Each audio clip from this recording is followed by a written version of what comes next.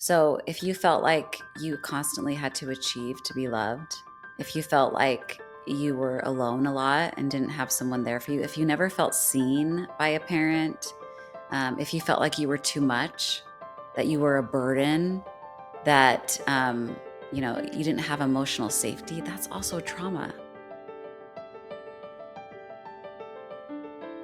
Welcome back, Beth, to the Heal Your Heartbreak podcast. So happy to have you back on and have maintained a connection with you. Yes, yay! I'm excited to be here. Excited to be back. Thank you for having me. And I loved having you on my podcast recently. I always enjoy talking to you, and you're recently engaged, which is so Hmm. exciting, especially because I think in our last episode we talked a lot about your previous relationship and the Hmm. breakup, and so it's just I don't know. I love anytime I get to like catch up with someone who's gone through something and then has like found their person. It's just a Hmm. reminder of like healing takes time, but like it always works out the way that it's supposed to, and I think that's a beautiful thing for people to remember. But for those that didn't listen to the first episode, can you give a little background of how you came to do the work that you do, the somatic healing, breath work, Hmm. like what prompted you to get interested in this?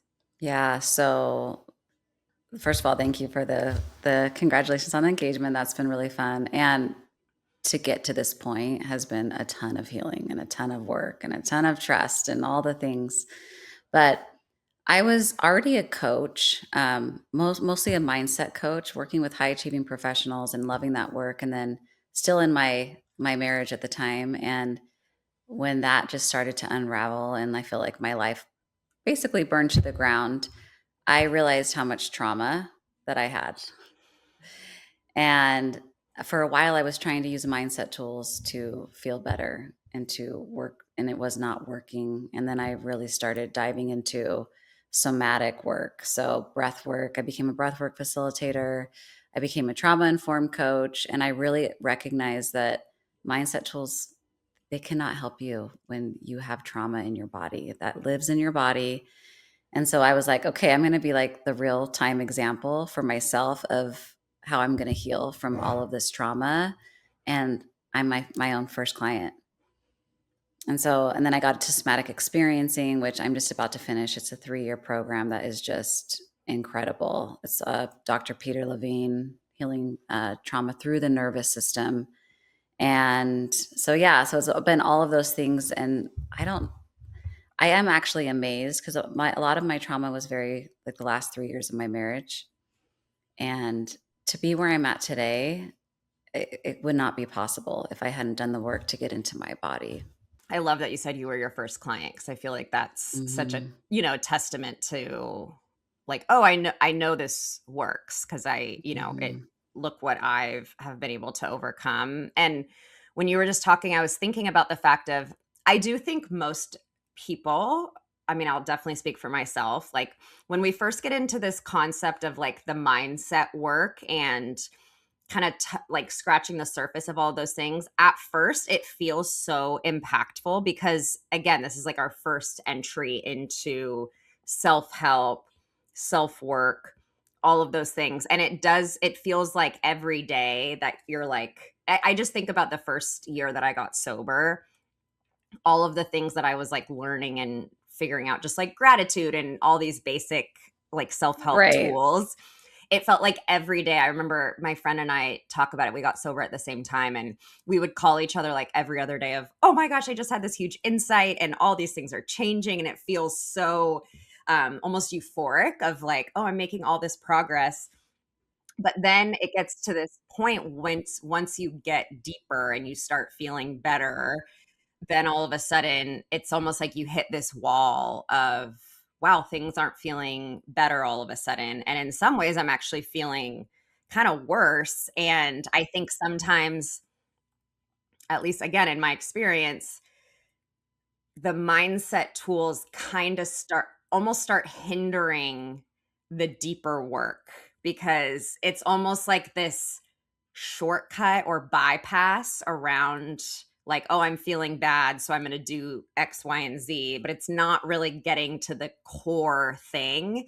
And so I feel like for me, I remember being in therapy and like, I just feel like I'm almost robotically saying certain things and I'm not actually making any deep progress. So I don't know if that resonated Oh, with you. totally resonates with me. I was the exact same way. And listen, there's a great place for mindset work, right? When you've worked with what's going on in your body, but when you haven't, it is like you hear this all the time. Well, just think a different thought. Just think a different thought so you could feel something different. And that's a lot of it's like you can't just think a different thought when you have these patterns in you that you're operating from, right? The people pleaser, the one that abandons herself, the one that stays small, those live in the body. And so you can't just mindset your way out of that. So it's almost like you're gaslighting your own self. I shouldn't feel this way. We think it's a problem when we're not happy all the time, when we're not feeling good all the time. Like, I feel like that's a story that we get with society, right? And it's like, that's not possible. But what happens when we think that is we push down our feelings. I don't want to feel this way. Resistance. I don't want to feel like this. So I'm going to just just act like I don't feel this way. And I'm going to do more gratitude and I'm going to sign up for this retreat and I'm going to, you try to find it. And really, it's like you have to feel your feelings. You have to move through them and allow them before you can be more peaceful on the other side. I think collectively there's been this almost checklist established of like, okay, if you want to feel better, these are the things that you should do. You should exercise, you should, be Hmm. around friends and go to talk therapy and all of these things, which again, like I think especially in the beginning when everything feels so intense and you're just trying not to fall apart, I think those have a time and a place. But then I think, yeah, I think almost the scariest part, and I do, because people ask like, why do breakups almost feel worse around the 6 month point? And I think it's Hmm. because like you've completed this checklist, yet you're still feeling this pain, or you're getting ready to start dating again, and all of a sudden you're having these intense emotional things come up and you're like, Hmm. wait, I did all this stuff. Why do I not feel good? And we start attributing that to, oh, maybe I'm supposed to be with my ex, or maybe I'm not meant to fall in love again. We kind of start making up all these reasons when really it's just something that's below the surface. Hmm. Right. And that's like when you're talking, I'm like, it's the judgment we have of our own selves. Yeah. I shouldn't be still thinking about my ex. I should be more healed by now. I shouldn't have these feelings. And it's like when you can actually just trust that whatever you're feeling is valid and it just needs to be felt and it makes sense and you pour compassion into yourself for how you're feeling, you're able to move through that so much faster than just not wanting to feel that way or the judgment. And I think the inner critic is a big part of all of our lives where we let that part of us take over that tells us we should be further along, we shouldn't be feeling the way we do, judging ourselves so harshly. It's very subtle, but it starts to run the show, and that's how people stay stuck. Yeah. And this is very timely. I have someone very close to me that's just kind of starting to get into some like deeper trauma work. And I think what's interesting about watching them do it is, objectively looking at it from the outside, I can look at their life and be like, oh, it's so clear to me that you did go through trauma as a child. But to them, it's like, I don't feel like I did. And I feel like I don't have any of the telltale signs of trauma. So my Mhm. question would be, what do you think most people think trauma manifests itself as, and in reality Mhm. what is probably more likely the truth? Mhm. I love this question so much. So we all have trauma. We all have trauma, but people think of trauma as the big traumas, the ones we all know about: abuse and neglect and divorce and death and like the horrible ones. And they think that because those are so horrible, that's what trauma is. But trauma is actually when it's either too much on the system or not enough. Hmm. It's not having a witness to pain. It's feeling abandonment sometimes. Wow. So you can call them little t traumas. I don't even like that term, but the truth is no child can ever have their needs met by a parent, no matter how present, loving the parent is. It's just not possible. So if you felt like you constantly had to achieve to be loved, if you felt like you were alone a lot and didn't have someone there for you, if you never felt seen by a parent, if you felt like you were too much, that you were a burden, that you didn't have emotional safety, that's also trauma. But people don't like to name it like that. That word gets kind of thrown around a lot, but that is the truth of what it actually is. And when we tell ourselves a story of like, well, my parents loved me, or at least I had a roof over my head, or other people had it so much better than me, you're blocking yourself from actually having compassion for the needs that didn't get met. I was the same way. I was like, I don't have any for so long. I had a great childhood. I don't have anything to complain about. I don't want to feel like I'm ungrateful. I don't want my parents to think that I'm not grateful for them. And it's not even about that, but it's like, we're not taught this. We're not taught this in school. We're not taught how to manage our emotions and trauma. And so when you can open up to being like, okay, what was hard for me? And actually having compassion instead of gaslighting yourself that, oh, I'm just fine. And people, can think that whatever they want to think about it. But from the work that I've done with so many, it's like we're going to find stuff. And it's going to be freeing, and it's going to be the most loving experience you have to actually start to heal and make those wounds not as deep, right? Oh my gosh, the thing that you said about, not having a witness to your pain, I think is Mhm. so, at least for me, that is mind-blowing to hear, because it's so true of, Mhm. I mean, this is, I don't know if I've ever, I feel like there were times in my life where it was almost like I wished for like a physical manifestation of pain, because then it would be seen and it would be like validated, that um and that's exactly what it is. It's like there was a deeper pain that either, didn't feel safe enough to come out, or didn't feel like it was a valid Mhm. thing. And so it was almost like, oh, I wish that there was this external thing that I could point to and be like, see, look, it's right here on my arm, instead of like, Right. I don't even know how to explain the feelings that are going on internally. Mhm. Totally. I that makes so much sense. It's like we have to prove that it was really painful, or that we have to have evidence for it. And another thing that I think that is important to understand is every nervous system responds to different traumas differently. So you could have a couple kids in a family where there was a divorce. One kid could have major trauma from that, abandonment issues, and, like just really struggle. The other kid could not have as much, same family, different nervous systems, different responses. And so I think that's really important to me name too, because we can judge people too, like, why are they making such a big deal? Or judge ourselves. I shouldn't be like so affected by this. And it's like, no, it's your nervous system response. Yeah. I was in a family of 6 kids, and I felt alone and abandoned a lot.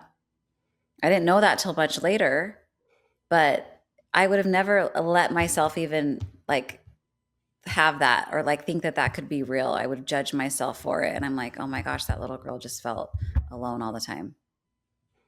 It doesn't mean my parents didn't love me. They were just busy doing lots of different things, right? But it impacted me. And that gets to be named and valued and honored.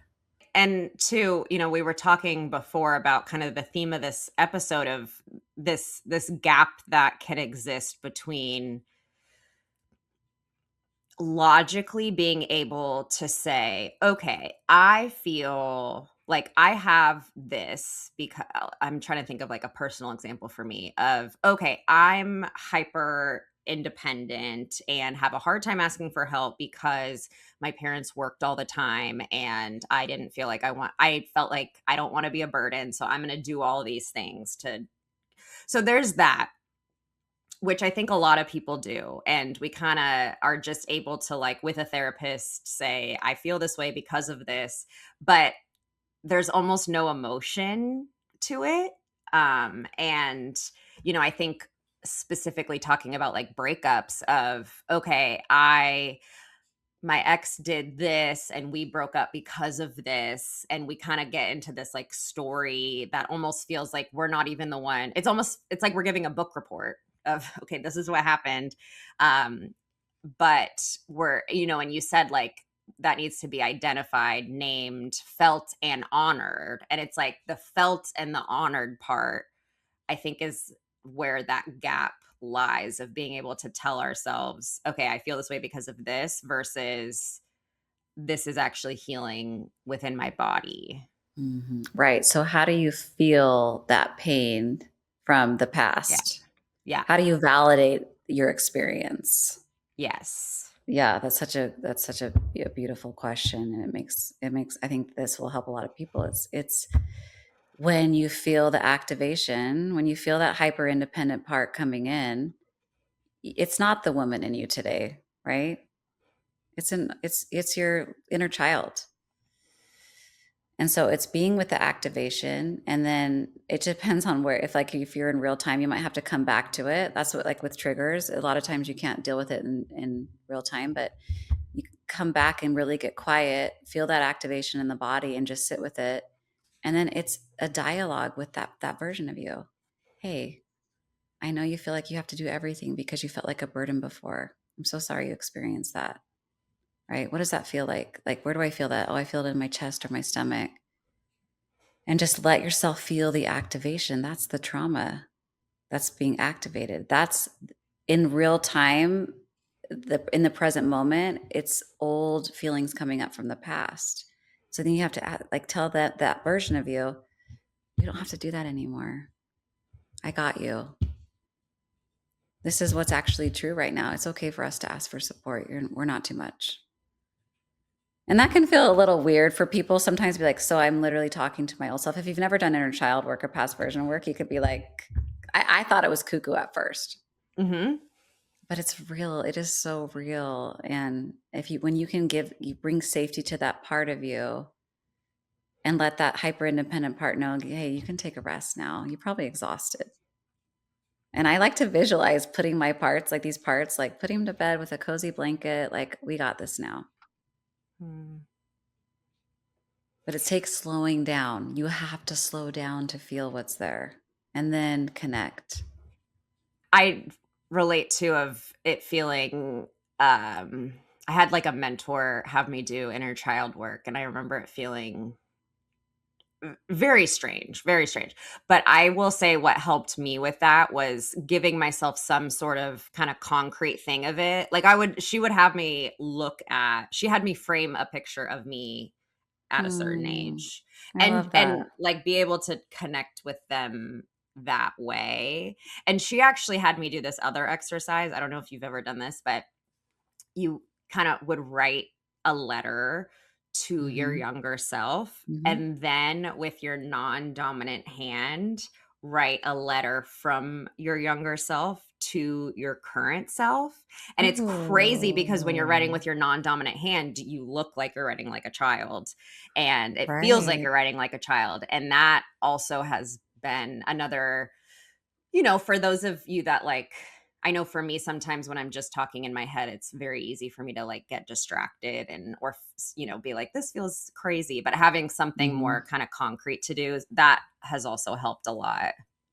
I love that. I've not tried that exercise. I've done so many different things. I connect with my past versions of me like almost like regularly, like a few times a week. I'll go on a walk with the intention of, hey, I call them my little bees. You can call them your queens. You can name them, but hey, I'm here. How are you guys doing? Is there anything you need? When I started doing the deep, deep inner child and past version work, it was inviting in memories that needed healing. And with the intention and moving your body, getting the energy going on is very, very powerful. That's the deep work I do with my one-on-one clients, and you'll be surprised what comes up. It's like these past versions of us have been waiting for us all along to see us, to acknowledge the pain they might have experienced. Right? It's just us. It's a magical like key to healing that I feel like a lot of people don't don't know about. Also, because people are like, how can I connect with my inner child?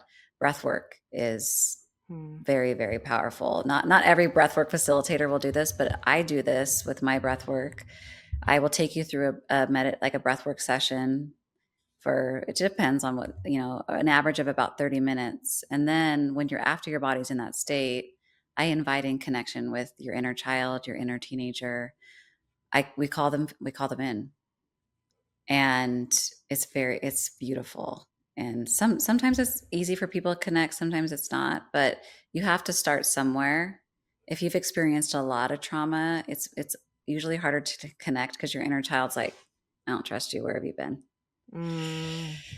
And then people judge it like, I can't connect, I can't, and so it's just, you have to be patient when you're working with these past versions of you. But uh you want it's I think essential in healing, because otherwise these past versions of us start to run the show. Without us even knowing it. Right. And so it's like the people that are listening to the podcast, it's like, how many times have you been in a relationship where you're literally with a little boy, or if you're a man, you're with a little child? It's because they haven't done the work to take care of them. No, that's so powerful. And what are your recommendations for, someone who might be, kind of deep in that, in like the mindset tool area, where, like, what are your tips for quieting, or at least, like, I don't know, like, what are the tips for not automatically jumping to, okay, yes, I see you, but also this. Like, how do we stop our Mm. logical side from stepping in and kind of trying to get ourselves out of, because another part that I don't think we've talked about is there is pain with this. Like, yes, it is healing, but, like, It's uncomfortable. it's uncomfortable. And, Uh-huh. when you're kind of focused on, okay, I'm in this breakup, all I want to do is feel better. It can Mhm. almost feel like a detour, or, it feels like you're moving backwards when Mhm. it really is necessary to move forward. So I think sometimes it can be, okay, let me go back into that distraction side in order to Mhm. make this discomfort go away. Right. Yeah. And I think thinking about the breakup too, like the reason behind the breakup, and why did I allow myself to be treated like that? Like, what part of me didn't feel worthy of being treated better? Why did I stay in that relationship so long? The reason is because of something you learned in your childhood. Hmm. And so for me, it's like I chose to stay single for a long time because I just needed a lot of healing work to do. It was not easy, but I did not want to attract what I had before. And so I was just as much a part of the cycle of what I was in as my ex was. And so I had to figure out what parts of me abandoned herself and why. Nobody made me do that. Where did I stay? Where was I being so small in the relationship and just giving in all the time? Like, why was I like that? So I had to go back. And so for me, it was like, I'm going to welcome the discomfort of feeling all of this pain rather than getting into another relationship and Hmm. not healing any of it, right? Because you attract what you believe that you deserve. So, but back to the getting out of the head. So we have, like we have a lot of little brains, like the energy centers in our body, but we basically, the thinking brain, the brain in our heart, the brain in our gut, right? But we spend all our time up in the thinking brain. And we have over 60 to 70,000 thoughts a day, to every human. So many thoughts. So of So course we're tiring. we're up we're up here. It's exhausting. But because we stay up there so long, and 90 to 95% of those thoughts are the same ones that we think, until we rewire. And how do we do that? We have to get access our heart and our gut. And so the way that we have to do that is by quieting the mind. So meditation, breath work, um, you know, the heart, connecting to your heart is some of the most powerful energy you will ever have, but you have to be intentional and actually connect. Breathing into your heart, inviting the heart energy to open up. That's where you, like, all the wisdom, all the answers, like, they're in our gut, in our knowing, but we spiral in the thinking brain. And Mhm. so that's where, again, I will say this all the time, it's we have to slow down. We have to slow down so that we can actually hear and listen to what our body's trying to tell us, and that's scary for some people because when you slow down, what happens? You're actually feeling your feelings, Yeah. and people get scared of that. I'm definitely in that boat too of, yeah, it does feel scary. And I think, the point that you touched on with making this conscious decision of what I'm doing is no longer working for me. Mhm. And I think sometimes it does take trying different, we were talking a little bit beforehand too of like kind of allowing people to have all their different experiences and realizing like, okay, this doesn't work, and getting to that point of, okay, I'm now willing to try this. And I think too, even setting that little, like having the expectation of this will feel uncomfortable, but it's okay, and Mhm. I'm trusting that this is a, I hate to use the word productive here because it feels very counterintuitive, but like this is like a productive discomfort for Mhm. my long-term peace. Mhm. And like you said, a lot of the time you need to come back to it. It's not something that you can just take care of right then, but setting a time of, okay, I'm going to go for this walk, or I'm going to sit and meditate and breathe and be able Mhm. to connect to that and accept the discomfort that comes along with it. Right, right, and I think people, they think a relationship is gonna make them feel better and that they're okay as long as they have someone else, and so that's why people jump back in so quickly. They're trying to find it externally, what really when you can find it within, you don't have to rely on anyone once you get into a healthy relationship. You're not dependent on them for your happiness. You know how to sit with yourself and be with yourself, and that's the most freeing feeling ever.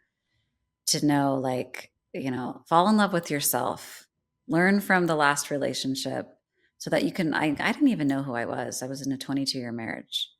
I was like, what even brings me joy? What do I love? Because I was so just, you know, in that. And it was scary. It was so scary, but in the uncomfortable feelings, I think we're also not taught how to feel our feelings. It's like when you really sit with something that's uncomfortable. So say it's loneliness. It's like, "Oh, I don't wanna feel lonely, so I'm just gonna, settle for something less than I deserve, or I'm gonna go have a drink, or I'm gonna," you know, instead of like, "This is loneliness." Okay, what if I could just allow it and welcome it and name it? Where do I feel it in my body? Oh, it's in my stomach. Okay, and just be with the loneliness. It makes sense why it's here. Do I need to cry? What do I need right now? It takes some of the fear out of feeling the discomfort, and you move through it. Yeah. Yes. And I think I worked with a therapist for a long time who, has does some somatic stuff. And the question of where do you feel that in your body, it helps so much of just one making you pause of, because Mhm. I will go on, she would be like, stop talking. Like you're talking your way out of this problem, and it's not, I can see it and I need to stop you. And where do you feel this in your body? I think that helps so much of, even just for like the pause of, okay, I'm in this Mhm. feeling, where am I feeling it? um and yeah, the asking, what do I need, a lot of the time for me, I know it's a cry, or it's a, or just saying like, oh, I see you and you make sense, like I totally see why you're here. That can be Yes. so powerful. Yes, and not avoiding the emotion just because it's so uncomfortable. It's actually leaning in. So, like, I always teach every emotion is a teacher. So if loneliness is here, it's what is it telling you?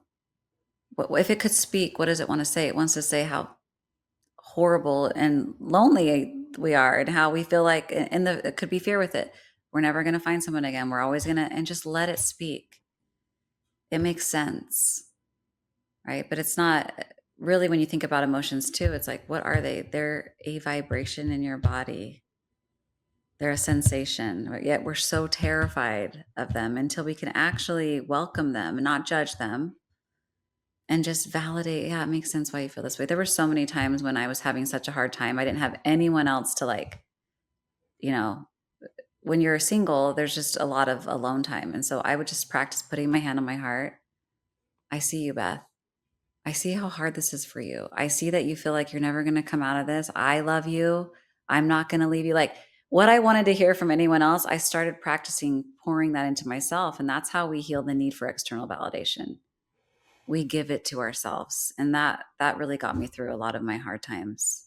That's beautiful. Yeah, because we think of, okay, what would make me feel better hearing from someone else? And Mhm. then we wait to hear it from someone else, and and it Or either yeah, or never what do I comes, or it comes and we're like, "Oh, I don't feel that at all." It's like it's not registering because we yeah. don't feel worthy of hearing it, or it's not getting through. So I love that, of just putting your, and there is something really magical about just putting your hand on It's your like heart. it's a hug. Yeah. And taking a few breaths, just slowing it down. I mean, even just doing it right here, I'm like, oh, that feels so good. And then it's like that self touch is very powerful, very beautiful. I'm just like, it's okay. We can feel this. This isn't going to last forever. It's like that self talk, right? And it's really talking to like your younger self too. Yeah, when it comes to self-talk too, I think, because we hear about that a lot, of like negative self-talk and reprogramming. But I think what can be so hard is we're doing self-talk up here in our head, and it's like Hmm. we say something and then it's like, no, no, no, no, no. Like we have so many of these little voices up here, and it's like we're almost talking to the wrong brain, like you talked about. Like we need to be talking to the heart brain Hmm. with that. It's like we need to get around this thinking brain of ours. Right. The spiral of the thinking brain is, yeah. So connecting to your heart. Another thing that's so powerful that I feel like isn't talked about a lot for getting out of your head is just going outside, putting your phone down, going outside, feeling your feet in the grass. Um, just we call this orienting and somatic experiencing, but when you're really, really feeling like you're caught in your head, it's bringing your attention outwards and allowing your eyes to kind of just slowly go wherever they want to go. I'm even just doing it right now, slowing way down and then like noticing, oh, I see a tree out the window. Gives me a regulating breath.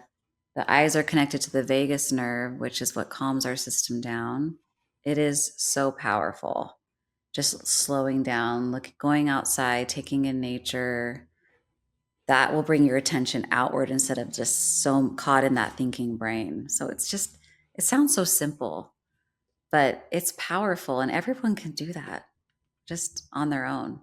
One thing I wanted to talk about before we ended was, I think, and I was talking to you about this before we started, but what I often hear from people navigating breakups is these almost arguments that, and I guess visually, now that we have this like three brain idea, these Mhm. arguments that happen between them. And so, for example, of, someone that can very logically say they know their ex was not good, they know the relationship ended for a Mhm. reason, they know all of these things, yet they find themselves reaching out to their ex or answering the phone if they call or going to see them.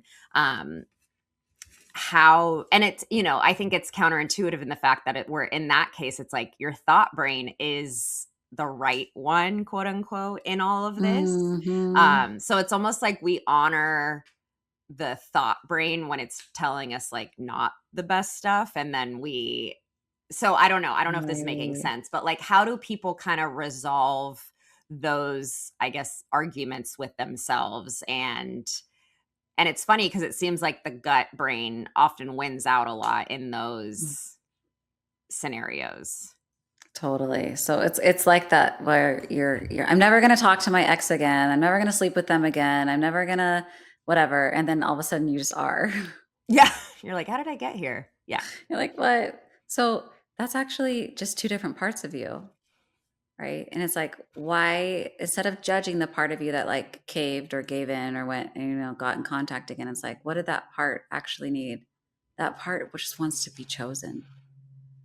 That part wants Mm. to doesn't know how to give it to themselves, and so they need that. And sometimes we need those lessons to come back to it. But it's like, instead of judging it, it's okay. It makes so much sense why you texted back. We're not mad at you. We needed this lesson again. You're going to keep getting the same lesson over and over until you actually show up differently. But when we sabotage and we judge ourselves for that, it keeps us stuck.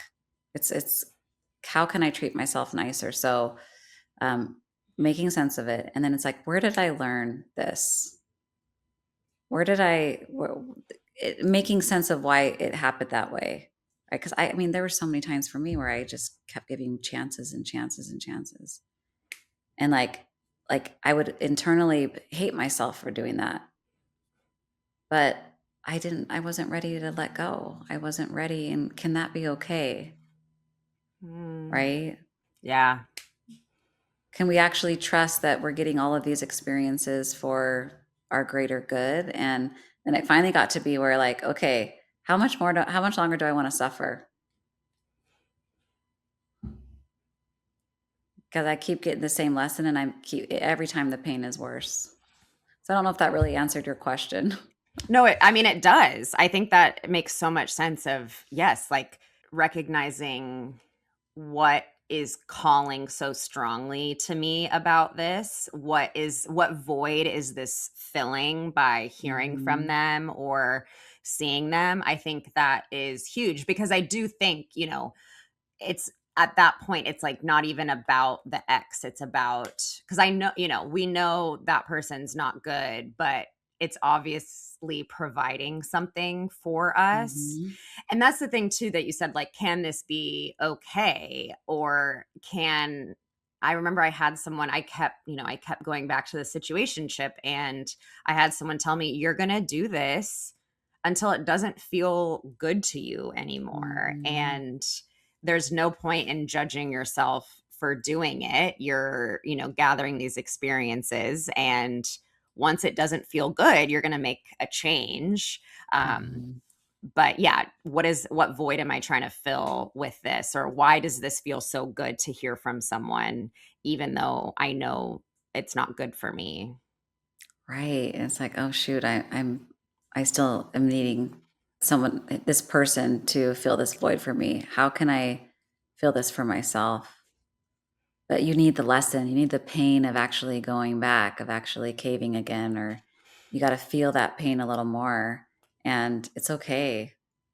I mean, you're going to figure it out eventually. And then it gets easier and easier as you like the next relationship, or right. But I think compassion is like the number one thing, and not judging ourselves for what we're doing, and just it makes sense, right? And the hope is, though, that you will get to the place where you can love yourself enough that you know how to really fulfill all this for yourself. And then once you have a partner again, you're just adding to your happiness and your joy. You're not needing that from them in order to feel better.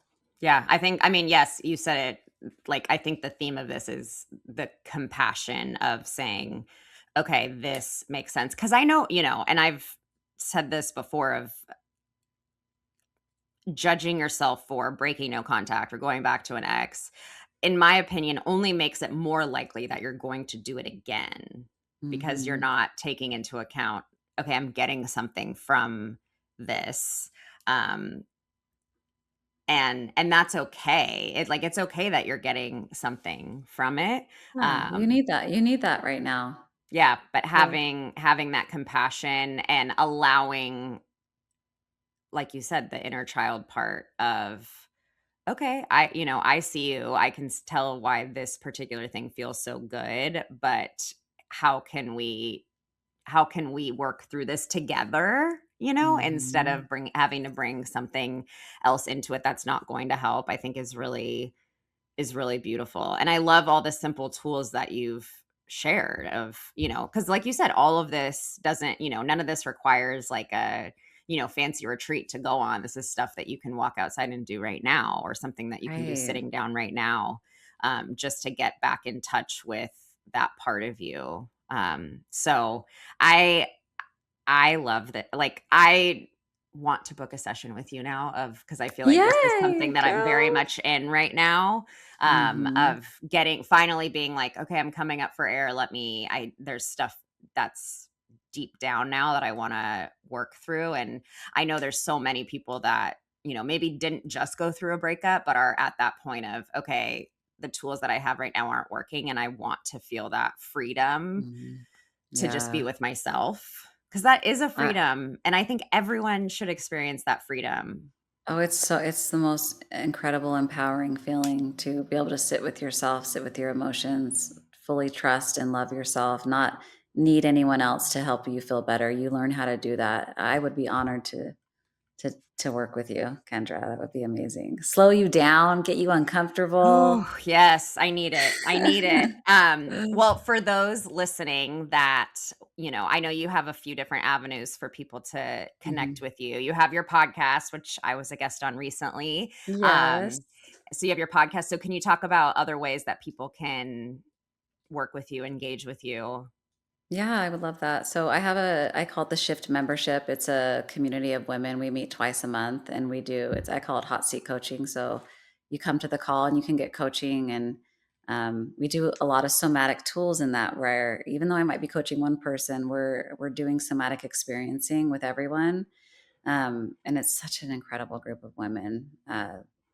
It's beautiful. So I have that. And then it's very selective, but I do one-on-one work, and I do the deep dive trauma healing, getting in the body, and I use all sorts of my tools just depending on the client, and that's like some of my most sacred work that I love. And so that's what I have right now. And in the future, I want to start hosting retreats again. I haven't done that for a while, but I love in-person breathwork events, retreats. So just come follow me and I would love to connect with anyone that this resonates with. Amazing. Well, I'll link your Instagram and your website in the show notes so people can access it really easy. But I love talking to you. Thank you so much for coming on Same. again. And yeah, we'll chat soon. Okay, thank you for having me.